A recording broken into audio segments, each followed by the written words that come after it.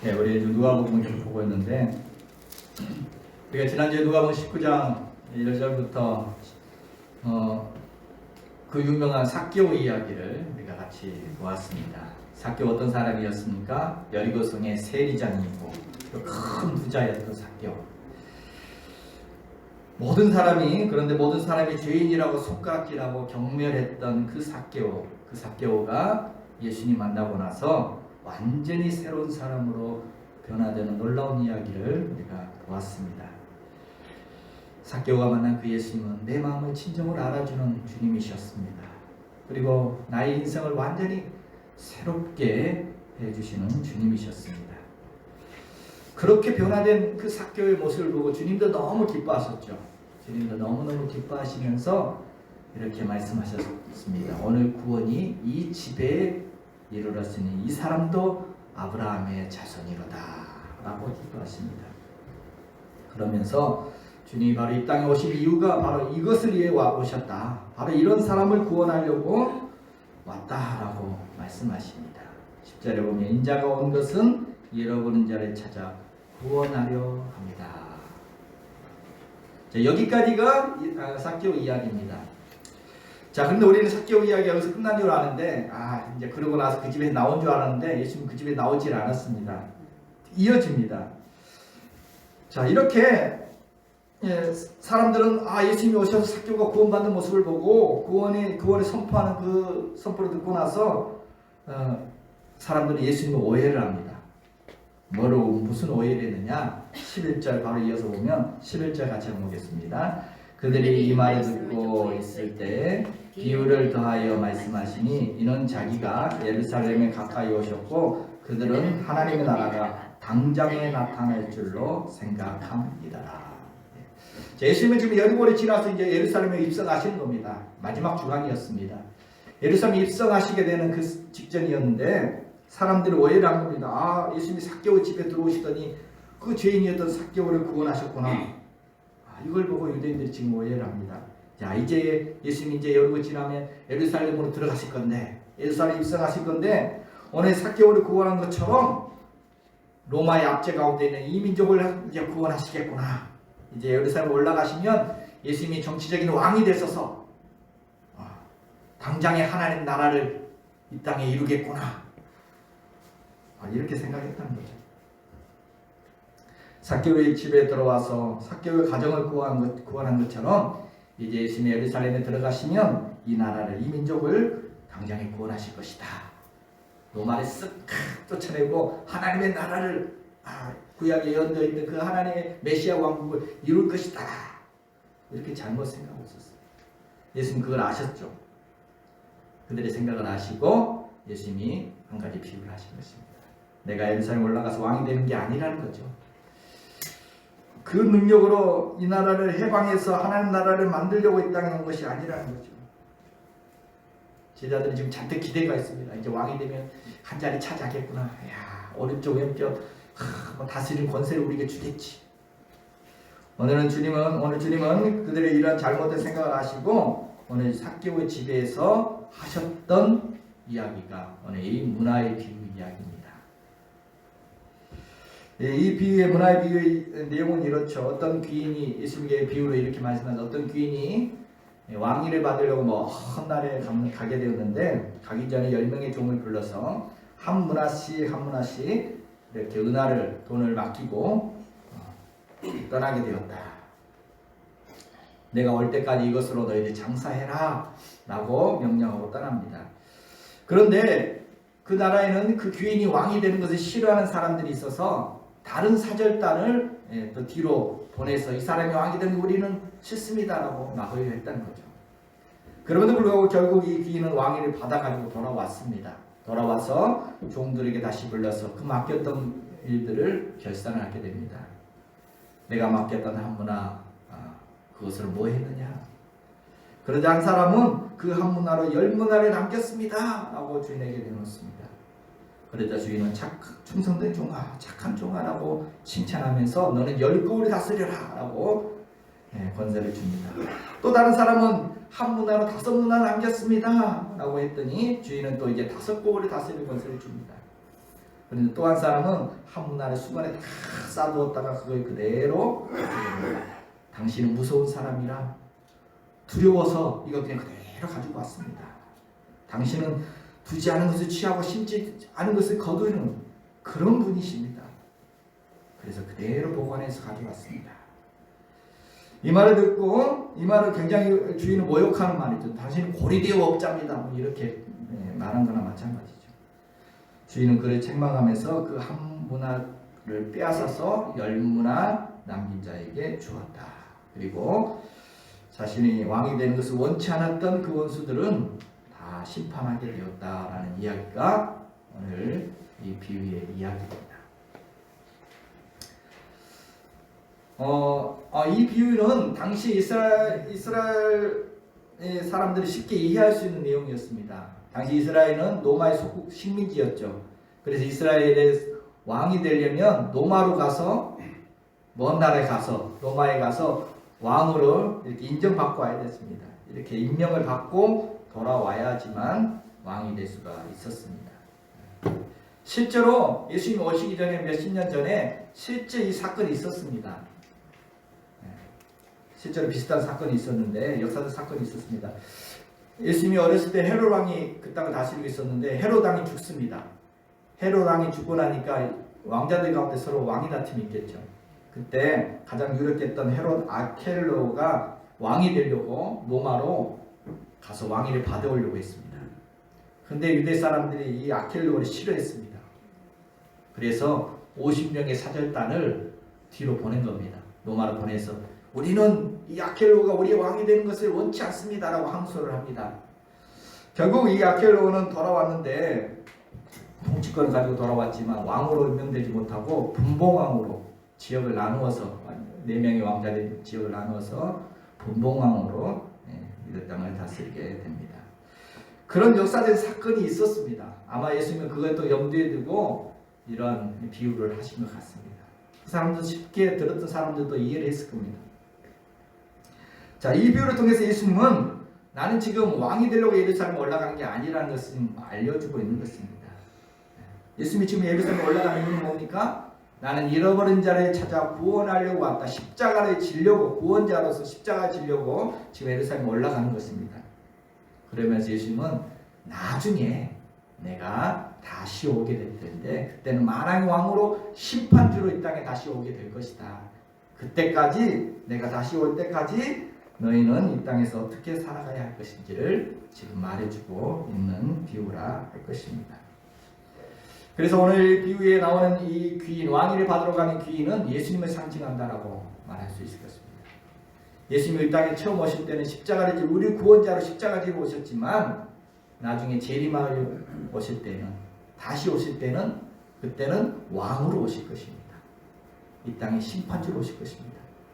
어떻게 살았는지 우리의 삶의 자리를 결산하시려고 오실 것입니다.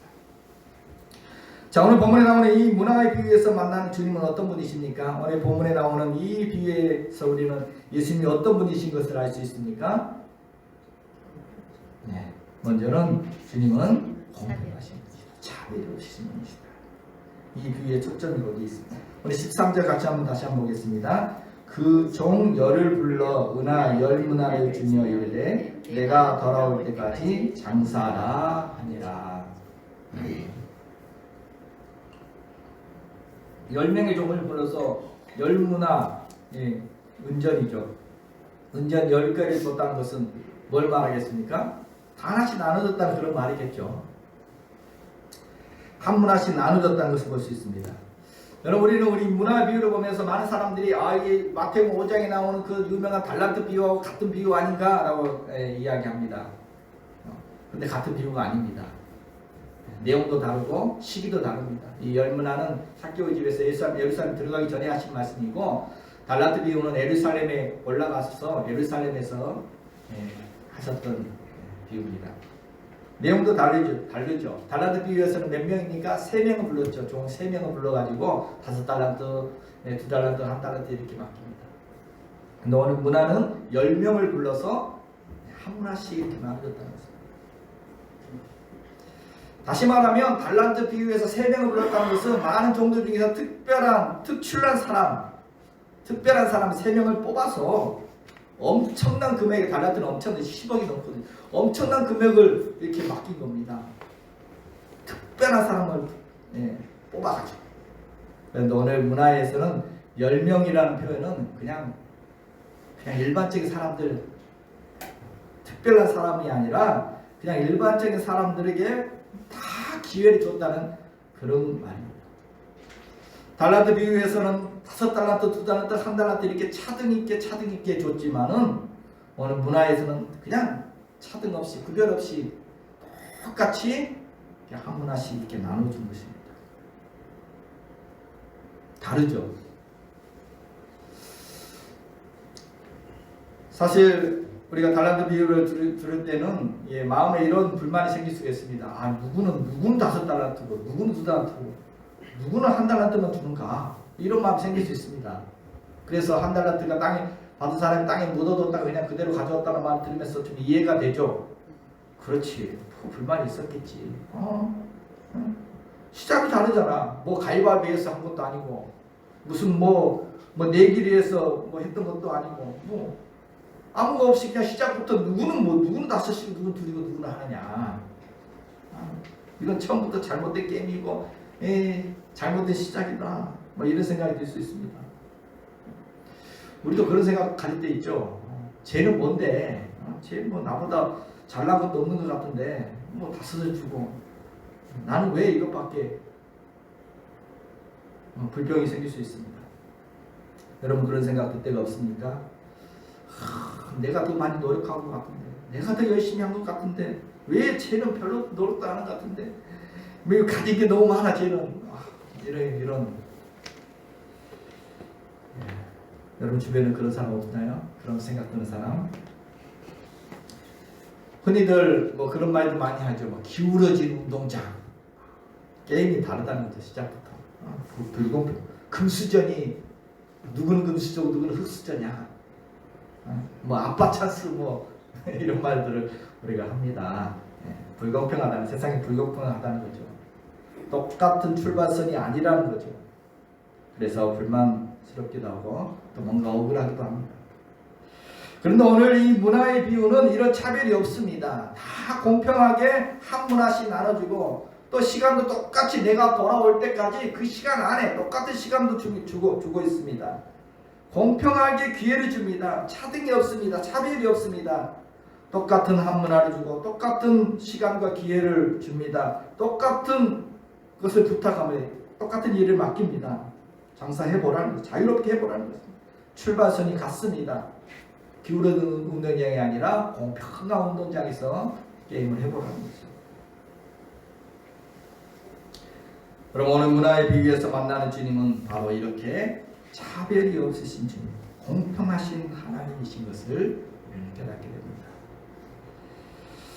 여러분 달란트 비유에서 그 달란트를 보통 해석할 때 어떤 능력이나 은사, 이건 다르죠. 각자의 능력이나 각자에게 주신 하나님의 은사들 다 다릅니다.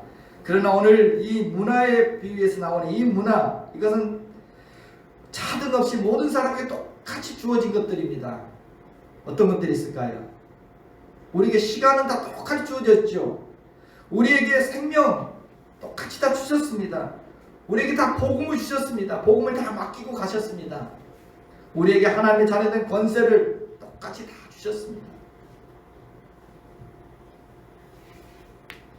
어찌 보면 더 소중한 것들입니다. 더 귀한 것들입니다. 정말 값으로 매길 수 없는 엄청난 것들을 하나님 우리에게 그냥 다 주셨습니다. 은혜를 주셨습니다. 심지어 삭개오 같이 그렇게 누가 봐도 자격 없어 보이는 그런 사람에게도 오늘 예수님 그리스도의 복음을 주셨습니다. 구원을 주셨습니다. 심지어 우리가 하나님과 원수 되었을 때에도 하나님은 우리에게 복음을 주셨고 예수 그리스도의 아들의 생명을 우리에게 주셨습니다. 하나님의 자녀된 권세를 주셨습니다. 하나님 나라의 백성된 자격을 주셨습니다. 우리가 새해를 맞이하였는데 우리에게 똑같은 365일이라는 시간과 기회를 우리에게 주셨습니다. 뭐 여러분의 시간은 하루 24시간이 아닌가요? 다 똑같습니다.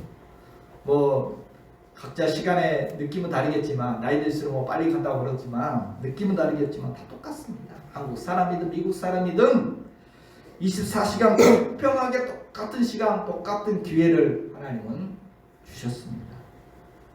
또한 우리가 똑같은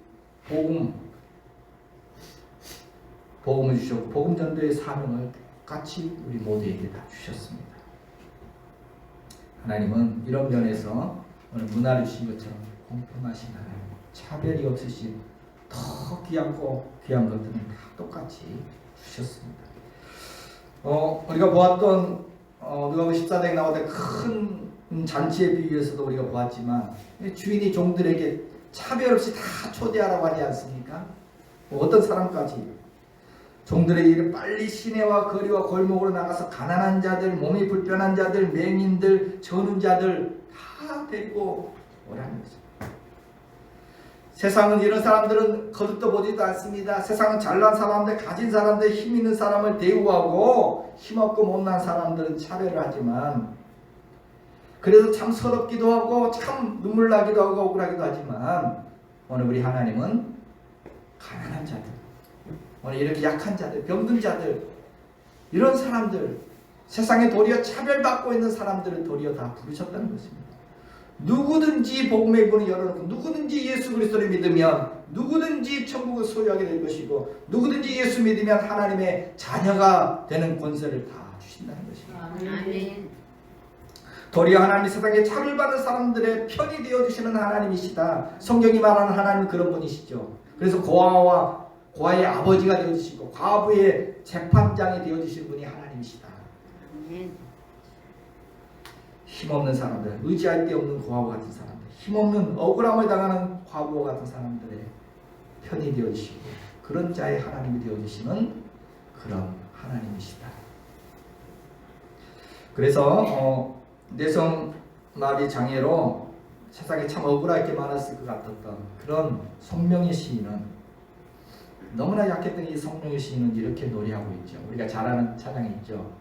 나 가진 재물 없으나 나 가진 지식 없으나 나 남이 가진 건강 있지 않으나 나 남이 없는 것 있으니 나 남이 못 본 것을 보았고 나 남이 듣지 못한 음성 들었고 나 남이 받지 못한 사랑 받았고 나 남이 모르는 것 깨달았네. 공평하신 하나님, 나 남이 가진 것 나 없지만 공평하신 하나님, 나 남이 없는 것 갖게 하셨네.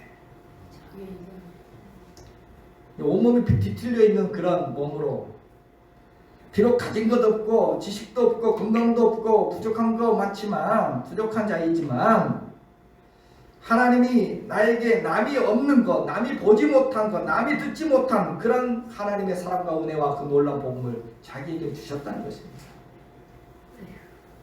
하나님이 남이 받지 못한 그 엄청난 사랑을 나에게 받게 해주셨다는 것입니다. 그래서 그녀는 뭐라고 고백합니까? 하나님은 공평하신 하나님이시다 라고 찬양하고 있습니다.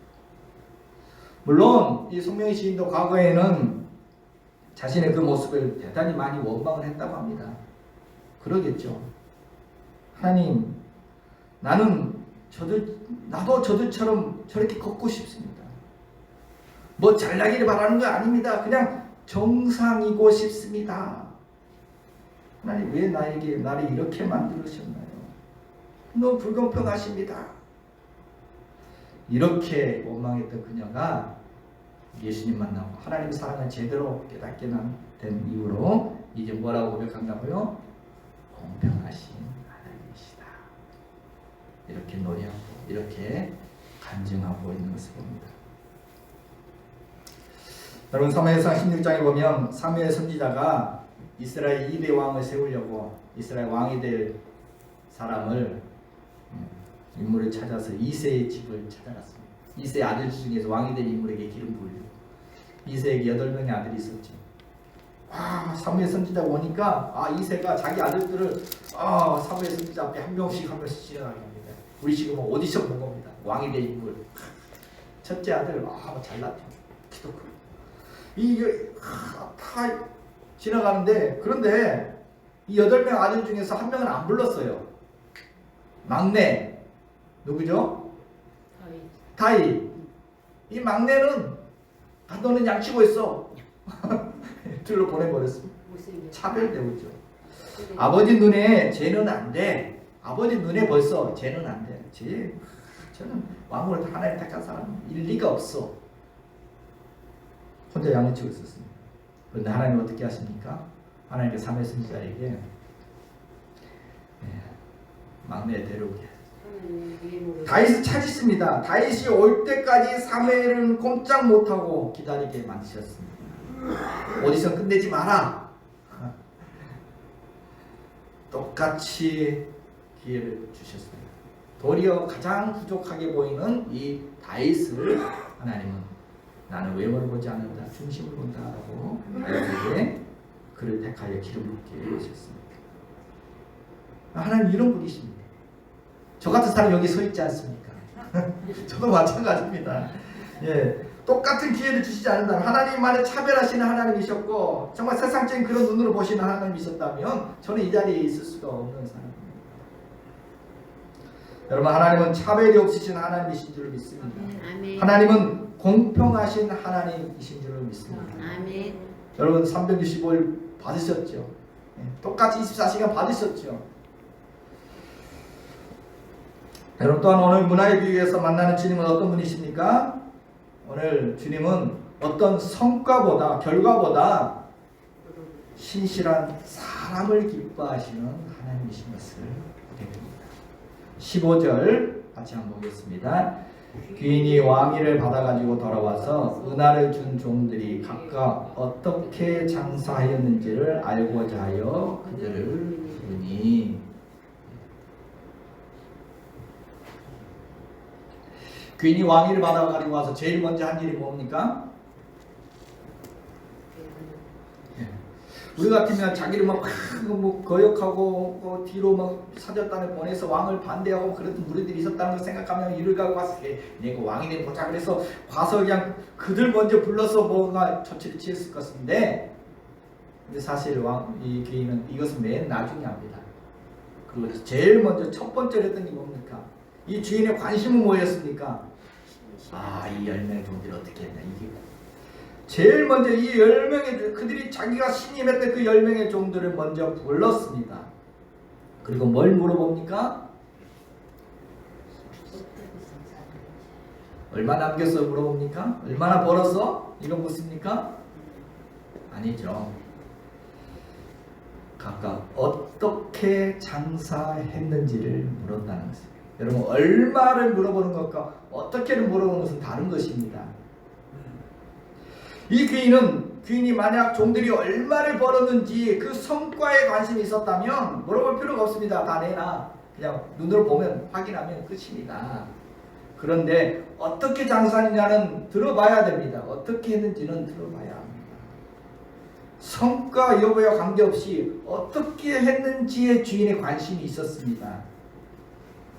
주인이 그 자리를 비우고 있는 그 가운데 지금 거기에 사람들은 주인을 반대하는 사람들로 가득 차 있는 그 환경 속에서, 그 어려운 환경 속에서, 그 핍박 속에서 그들이 정말 주인이 왕위를 받아가지고 올 줄로 믿고, 사람들은 오지 못할 거야 라고 이야기하지만 주인을 믿고 정말 신실하게 충성스럽게 어떻게 일을 했는지 거기에 주인은 관심이 있었다는 것입니다.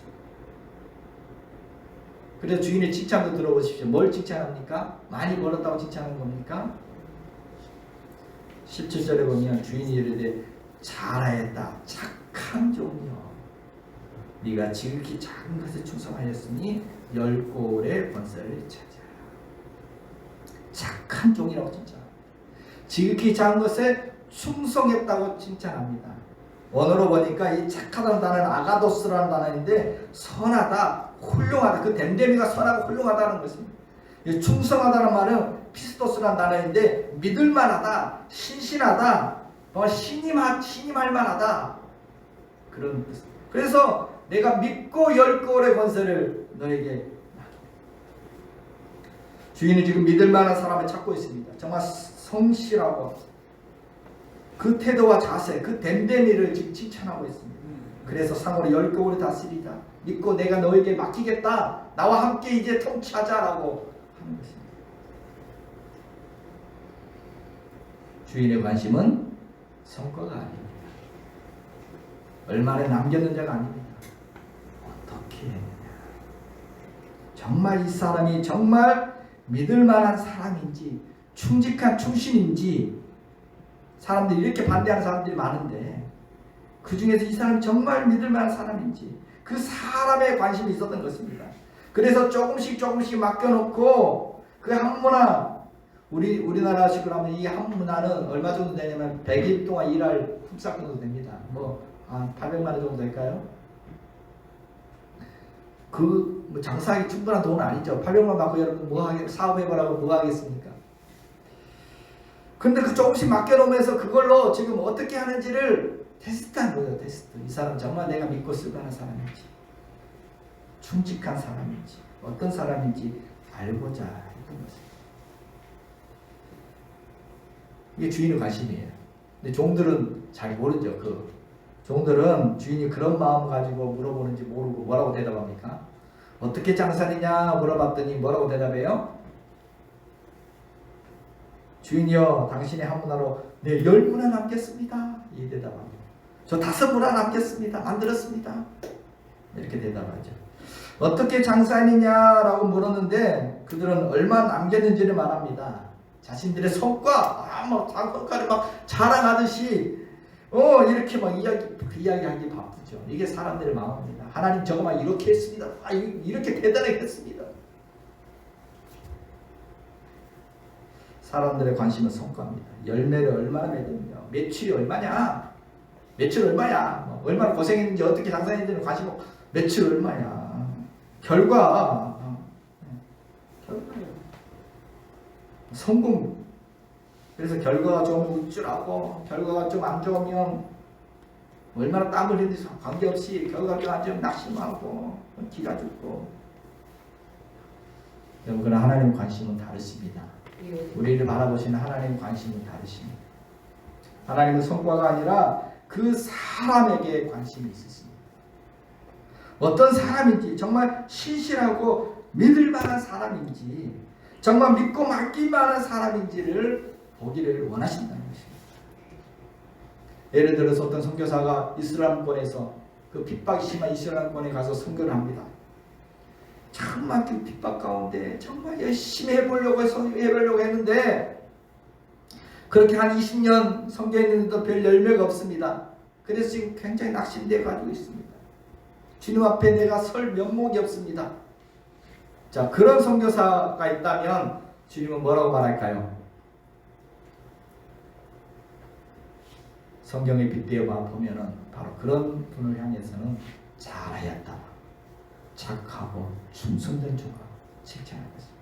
너가 나와 복음을 위해서 핍박을 받았으니 나를 위해서 복음을 위해서 핍박받는 자는 복이 있다. 너는 하늘에 상이 클 것이다.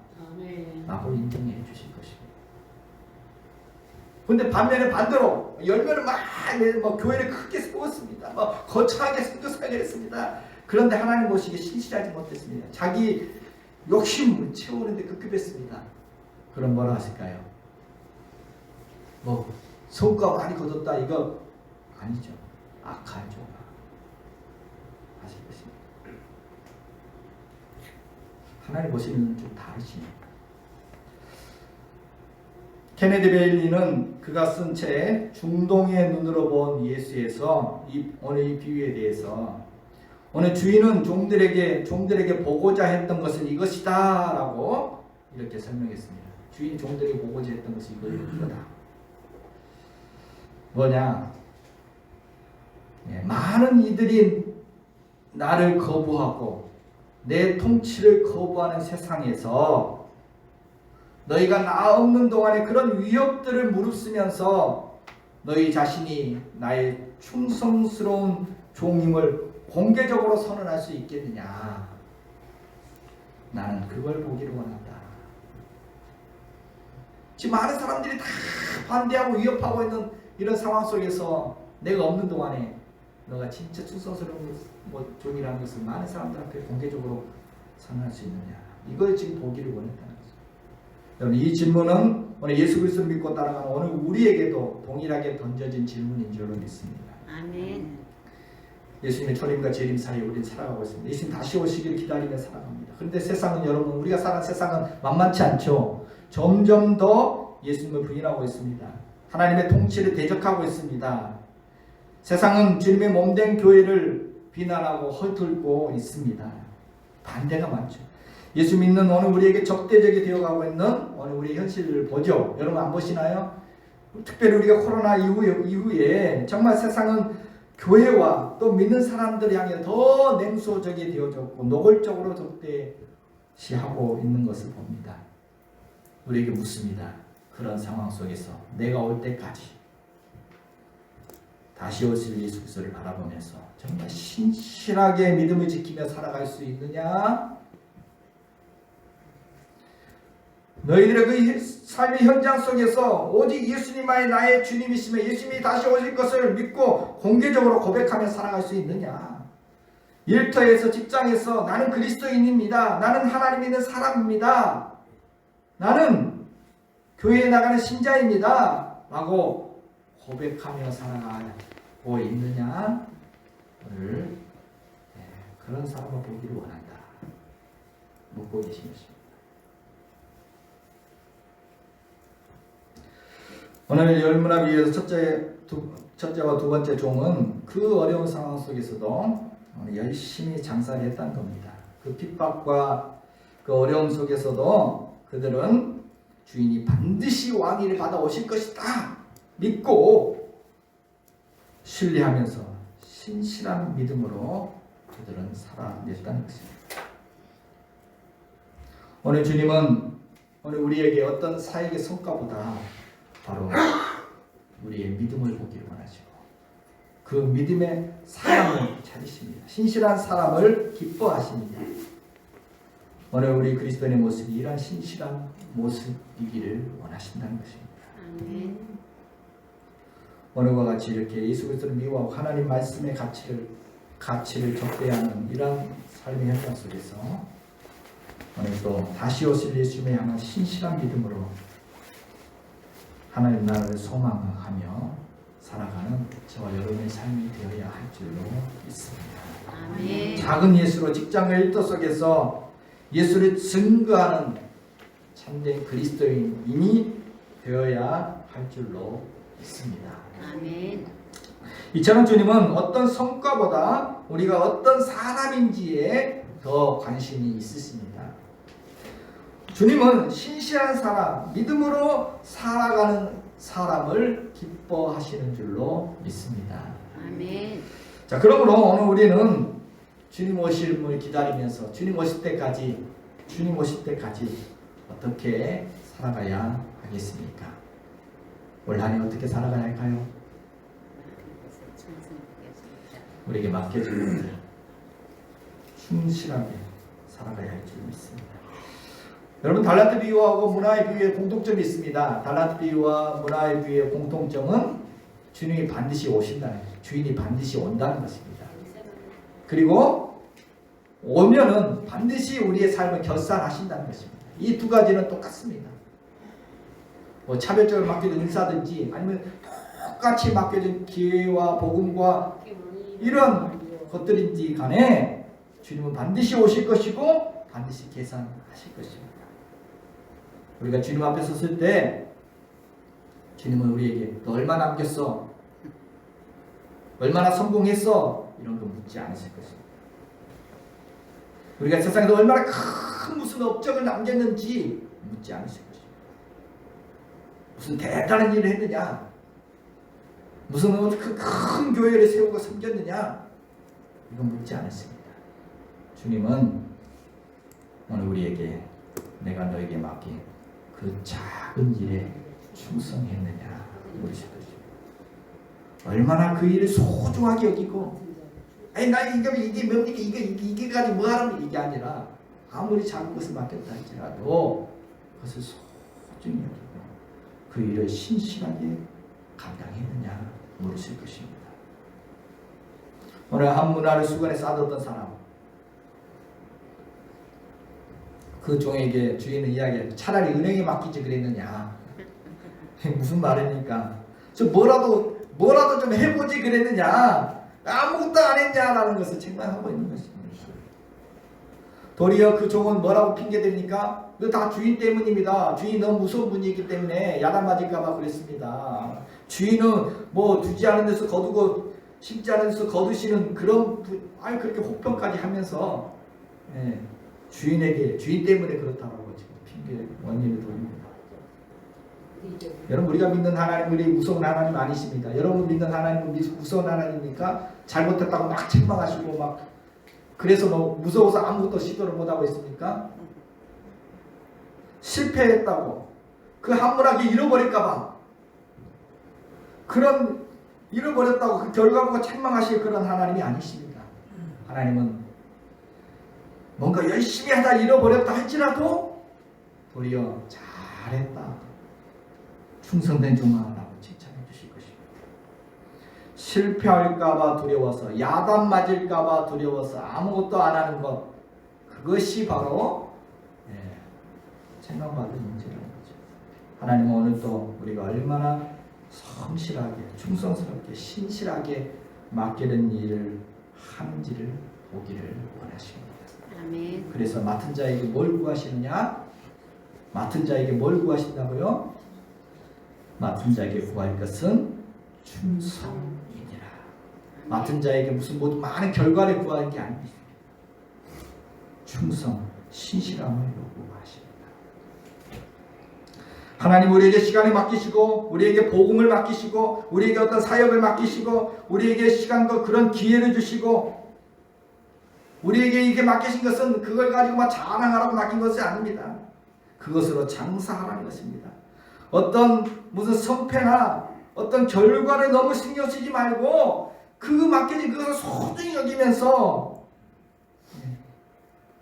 그것으로 한번 해보라. 자유를 주셨습니다. 마음껏 한번 해보라. 그 일에 충실하는 것입니다. 여러분 그리스에 가면은 우스꽝스러운 동상이 있다고 합니다. 그 동상은 앞머리는 풍성한데 뒷머리는 대머리고 발에 또 등에 날개가 달려있는 그 우스꽝스러운 동상입니다. 그 사람들 그 모습 보면 처음 본 사람은 웃음이 나옵니다. 그런데 그 동상 밑에 글이 써져 있는데 그 동상에 대한 설명이 있는데 그걸 보면은 사람들이 끄떡이게 됩니다. 이런 글이 써 있다고 합니다. 앞머리가 많은 이유는 사람들이 나를 보면 쉽게 잡을 수 있게 하기 위함이고 뒷머리가 대머리인 이유는 내가 지나간 후에는 뒤에서는 잡을 수 없게 하기 위함입니다. 발에 날개가 있는 이유는 최대한 빨리 사라지기 위함이다. 내 이름은 카이로스다. 카이로스란 말은 기회, 시간 이런 뜻입니다. 기회라는 동사입니다. 여러분 기회라는 것이 올 때는 앞머리가 풍성해서 올 때는 내가 잡을 수 있지만 지나간 다음에는 대머리 안 잡혀. 그것도 특징은 막 날아가 버려요. 쏜살같이 지나가. 여러분 하나님은 오늘 우리에게 새 365일은 똑같은 시간과 기회들을 우리에게 주셨습니다. 복음을 주셨습니다. 사역을 맡겨주셨습니다. 하나님의 자녀된 권세로 세상을 살아갈 수 있는 동일하게 이런 권세도 우리에게 주셨습니다. 그런데 아무것도 안 하고 이 기회를 다 날려버리고 놓쳐버리고 있다면 실패가 두려워서 야단 맞을까봐 두려워서 그러고 있다면 어떻겠습니까? 우리는 끝까지 성실하게 감당해야 할 줄로 믿습니다. 아멘. 이야기 하나 마치겠습니다. 1968년 멕시코 올림픽 때 마지막 경기가 마라톤인데 마라톤 경기가 다 끝났습니다. 시상식도 다 끝나고 이제 아예 폐막식까지 다 끝나버린 상황에서 이제 사람들도 경기장에 다 떠나고 이제 날이 어둑어둑해졌는데 이 마라톤 선수 한 명이 그때 달리고 있었습니다. 다 끝나버렸는데 다리를 쩔뚝쩔뚝하면서 들어오는 선수가 있었는데 탄자니아의 존 스티븐 아쿠아리라는 선수였습니다. 이 선수는 경기 도중에 마라톤 도중에 다른 선수와 부딪혀가지고 이렇게 다쳤습니다. 그래서 한쪽 다리 붕대를 칙칙 감고 비투성이 되는 그런 모습으로 그런데 끝까지 포기하지 않았다는 거죠. 이제는 환호하는 사람들도 없고 박수 쳐줄 사람도 아무도 없었지만 그렇지만 그는 마지막 결승전까지 끝까지 달렸다는 것입니다. 그리고 마지막 결승전을 통과했을 때 한 기자가 그에게 물었습니다. 왜 당신은 다 끝났는데 끝까지 달렸나요? 이 질문에 존 스티븐 아쿠아리는 이렇게 대답합니다. 조국이 나라가 나를 이 경기에 출전시켰을 때는 이 경기장에서 출발하라고 보낸 것이 아니라 이 경기를 마치라고 보낸 것이기 때문입니다. 여러분, 하나님 우리를 이 땅에 보내신 것은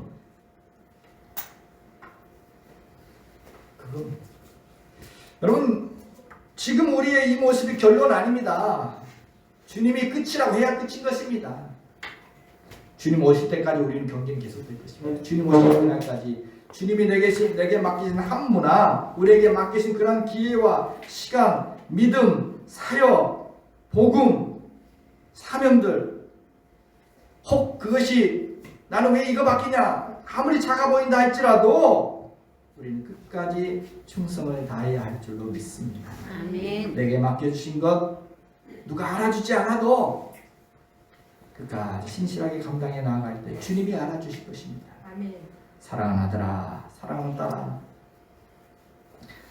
지금은 아무도 알아주지 않아도 내가 나를 위해서, 너가 나를 위해서, 복음을 위해서, 하나님 나라를 위해서 너의 삶의 현장 속에서 신실하게 살아가고 있다는 거 내가 알고 있다. 내가 보고 있다. 착하고 진실한 종아, 네가 작은 일에 신실하였으니 주인의 즐거움에 함께 참여하자. 축복해 주실 것입니다. 칭찬해 주실 것입니다. 인정해 주실 줄로 믿습니다. 아멘. 경제학 용어에 파레토스 법칙이 있다. 2대8 법칙. 2대8 법칙을 간만 말하는 게 아니라 어떤 모임이나 어떤 단체는 2대8이 있대요. 20%의 사람이 80%를 담당한대요. 어떤 집단이든 간에 80%는 놀고 있고 20%가 이 전체 80% 이상을 차지한대요.